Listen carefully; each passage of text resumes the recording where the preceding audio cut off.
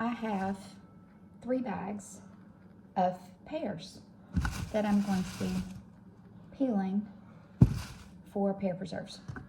And typically, I've got my little star peeler, and I will send you the link for this because this is the best peeler that's on the market. But basically, we're just doing that, right?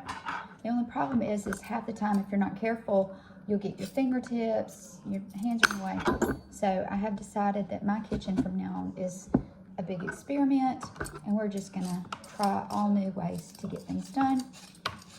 So far, I'm liking this. Yeah, it works. And my fingers are out of the way, and I can just turn it. All right, we'll see how far this takes me, how long it works. And I don't have to worry about. You ever like taking your whole fingernail off with this thing? It's not fun. Okay, here we go. Number 1. Okay, so peel it, took the core out. Now we're just gonna slice it really thin. Now I'm tired. So this pot holds 3 gallons and it's full to about right there. And our rule of thumb here is, if you need measurements, then it's 1 cup of sugar per quart of fruit. But I was taught that you just pour until all the little holes are full. So see how it's running down in the hole? So we weren't taught a measurement. My grandmother taught my mother, who taught me, that you just slowly pour, and this is hard to hold, 4 pounds of sugar in one hand. You just slowly pour until the little holes fill up, and you've got a nice top on it. Now we're gonna cover these and let them sit in the refrigerator overnight, and the sugar will pull the juice out of the pears, and then we'll cook them down slowly tomorrow.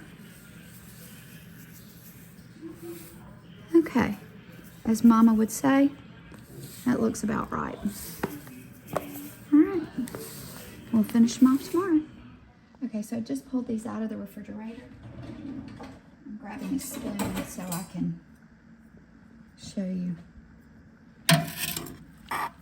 See, the juice has been pulled out into the bottom, and it'll continue to weep and extract as it cooks. So these are cold, and we're gonna bring them up slow.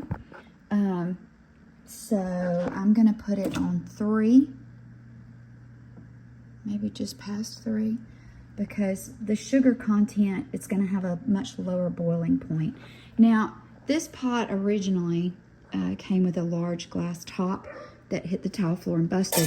And so I've been wrapping the pot top in aluminum foil, but I bought this to go on the Blackstone as a cover for food to help it like steam and cook faster.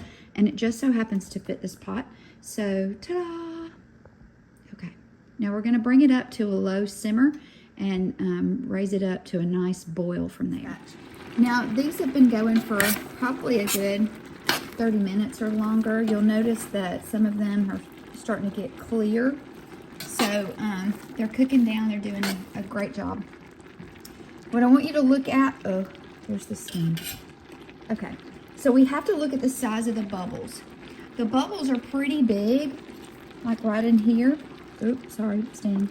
What we're looking for is we want the bubbles to get really little. So when these bigger bubbles get teeny tiny, then we know that we've gone as far as we need to. Now we want to keep them stirred at least every so often to make sure that they don't get stuck on the bottom and burn. So you're going to want to get stainless steel spoon. You're going to want to cook them in a stainless steel pot, and every now and then just give them a good stir and make sure nothing is outside of the juice. So they're all tucked down in there where they can cook nicely. Okay, there we go. Aside from the bubbles getting tiny, we can also check to see if it's ready, because see how the syrup is running around really fast and it drips really fast. When it thickens, it's gonna drip a lot slower, a lot slower. So, okay, we are keeping it going. We've got to sterilize our jars. So I'm going to use my water bath can, and I'm only going to put just a couple of inches of water in the bottom of the pan. And we're going to line the bottom of the jars, put all the jars in there sideways, and then we're going to bring this up to a nice boil, and we'll steam the jars and with the lid on it to sterilize the jars.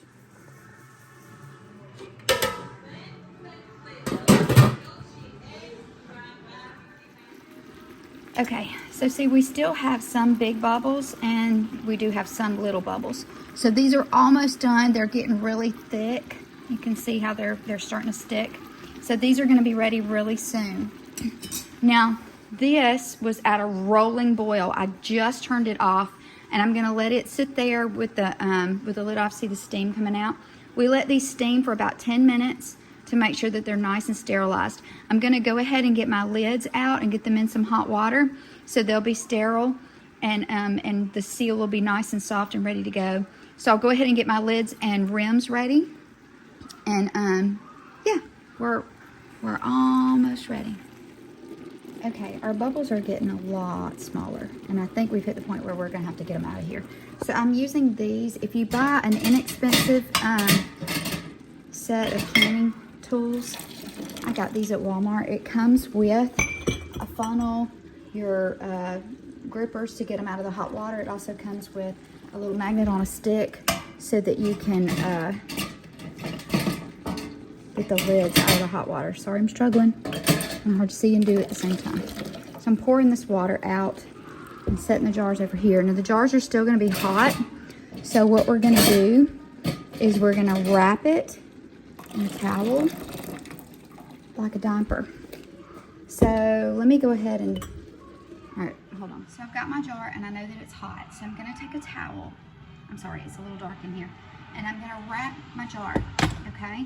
So I'm going around the lid and get it nice and tight. And then this part we're going to fold under the bottom. So we wrap it almost like a diaper, and now I've got a handle to hold on to. Now I have a wet towel so that after I fill my jar, I can wipe the rim and make sure that it's good and clean. So I'm going to put my funnel in here. I've got a paper plate to set the measuring cup on. Hold on, you think you have everything, but then you don't. All right, so I've got a good clean measuring cup, and I'm going to scoop and pour. Yeah, we really candied these. Woohoo. Now you always want to leave a little head space in there to make sure that you don't have a bunch of air bubbles. So we're going to fill this jar up to the bottom of the rims. Now we got to work fast because we don't want what's in here to cook down too far, but we also don't want to get burned. So we're going to poke these down in there, and I'm going to show you what it looks like when I'm done with it. Got a little too much, so I'm going to throw it back in the pot. Now as long as we work while these are boiling, they're simmering, then I don't have to worry about a water bath because it's so hot it's going to seal. Make sense? That's just how Grandma did it, y'all. You're just going to have to trust me. Okay, so I'm going to turn that eye off back there because that's where my lids are. All right, lid. Almost missed a step. Wet cloth. Clean it. Would it really be a busy bee video if I didn't drop something? All right, fingertip tight. Make sure that you are holding this towel tightly. Do not let that get on your fingers. Ooh, I got to hurry. These are cooking down. I like them candied like this, almost like gummy bears, but not everybody in my family agrees with me. So I have to hurry. That's okay. If you candy them too far, let's just go on and say it. If you candy them too far and they're hard and you can't get them out of there, you can get them out with a knife or something and then heat them up in the microwave just a little bit and it'll soften them right up. because I do sometimes, I candy them too far because I like them kind of chewy. I like them candied. That's me. You do you.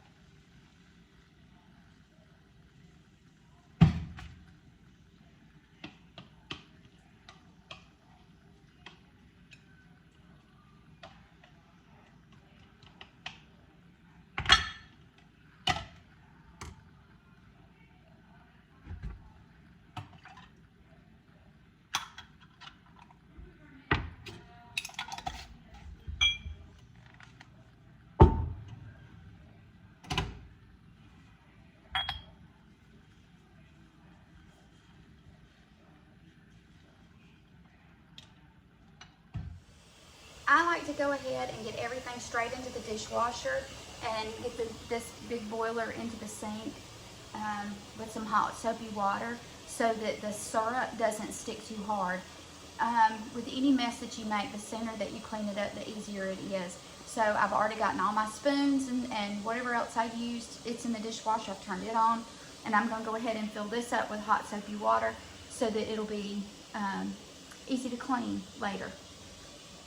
And there are our candied pear preserves, and they are beautiful. They're going to be a little chewier than the ones I typically make, but it's, I don't know, the weather's been weird this year, so the pears were a little different.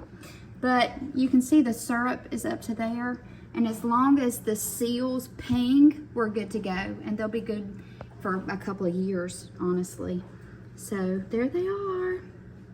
Yummy. I'm gonna cook the second batch down tomorrow, and I'll send you some pictures.